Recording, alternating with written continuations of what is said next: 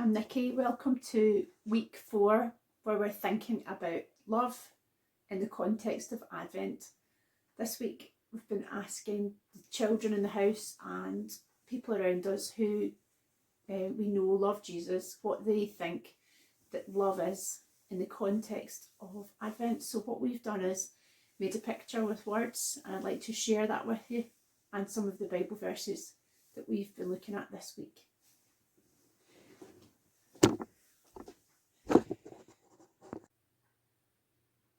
So this week we've been continuing to read about the story of Advent through using the Real Advent Calendar. Each day we've learned a little bit more about the Christmas story. Each day we've learned about some of the characters in the Nativity story.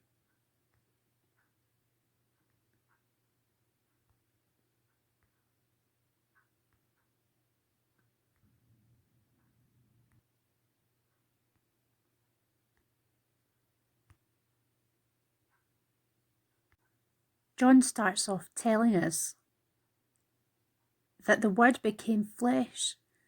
In the beginning was the Word, and the Word was with God, and the Word was God. He was with God in the beginning. Through him all things were made. Without him nothing was made that has been made. In him was life, and that life was the light of all people. The light shines in the darkness, but the darkness does not understand it. In verse 14 it says, the Word became flesh and made his dwelling among us. We have seen his glory, the glory of the one and only, who came from the Father, full of grace and truth. Jesus' love for us, for the whole earth, was so important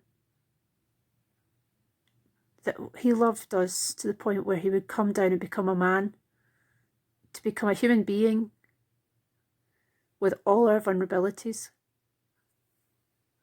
That's how much he loved us. I suppose there might have been other ways to have sorted out the earth.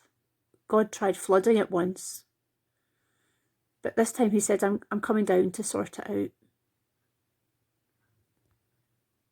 Not everybody thought so, but Jesus is good news for the world. When he came as a baby, some people were really confused. Ultimately, Jesus made his love known to us in his sacrifice, the sacrifice of his life and the death on the cross.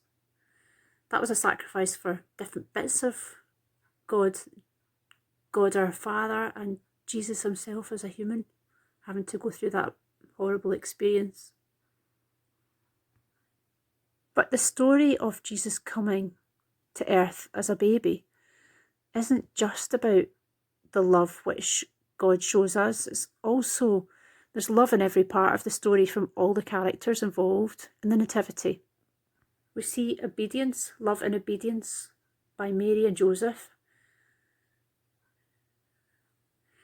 And we see love shown in the trust that Mary and Joseph gave God, and when his angels came to speak to both of them.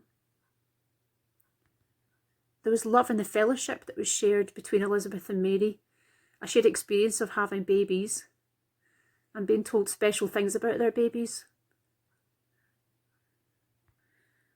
There was love from John the Baptist in leading the way for Jesus. There was love in the gifts that were given by the wise men and the shepherds.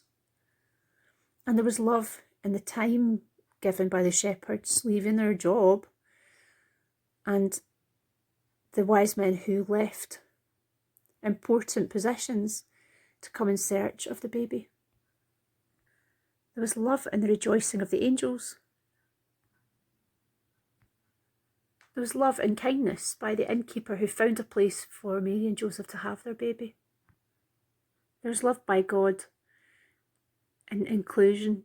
It wasn't just for one nation, for his chosen people. Through Jesus we can all know God. There was love in the wisdom of the wise men, the Magi, who didn't go by Herod and tell him where Jesus was. There was love in the learning and the seeking of the Magi as God prepared their heart, possibly from religions where they didn't know Jesus before, they didn't know God for themselves, but they certainly knew scriptures and they knew stars.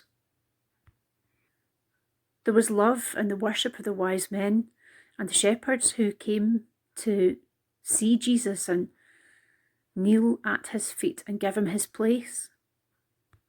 And then there's love at Christmas time for us. And I wonder what that looks like. Sometimes this might happen.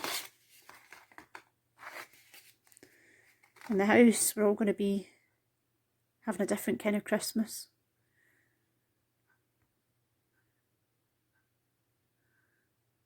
But we need to show our love for one another, even when it's difficult. We need to find ways to love, even when we're on our own. And that includes loving ourselves and looking after ourselves well. And probably the only way to find real peace and real love is through spending time with Jesus. 1 Corinthians 4. 1 Corinthians 13 verse 4 says, "Love is patient, love is kind, it does not envy, it does not boast, it is not proud, it is not rude, it is not self-seeking, it is not easily angered, it keeps no record of wrongs. Love does not delight in evil, but rejoices with the truth. It always protects, always trusts, always hopes, always perseveres. Love never fails, but where there are prophecies, they will cease. Where there are tongues, they will be stilled. Where there is knowledge, it will pass away. For we know in part and we prophesy in part, but when perfection comes, the imperfect disappears. When I was a child, I talked like a child. I thought like a child. I reasoned like a child. When I became an adult, I put childish ways behind me. Now we see but a poor reflection as in a mirror. Then we shall see face to face. Now I know in part, then I shall know fully, even as I am fully known. And now these three remain, faith, hope and love, but the greatest of these is love." I just want to encourage you that when you feel like you've failed, love is bigger than that. God loves you more than you love yourself. He loves you completely. He loves you entirely. He made you and he brought you to himself.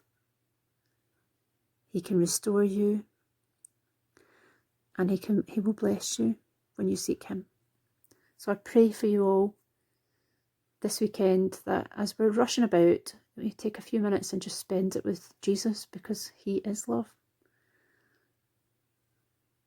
And I'll leave you with Aidan.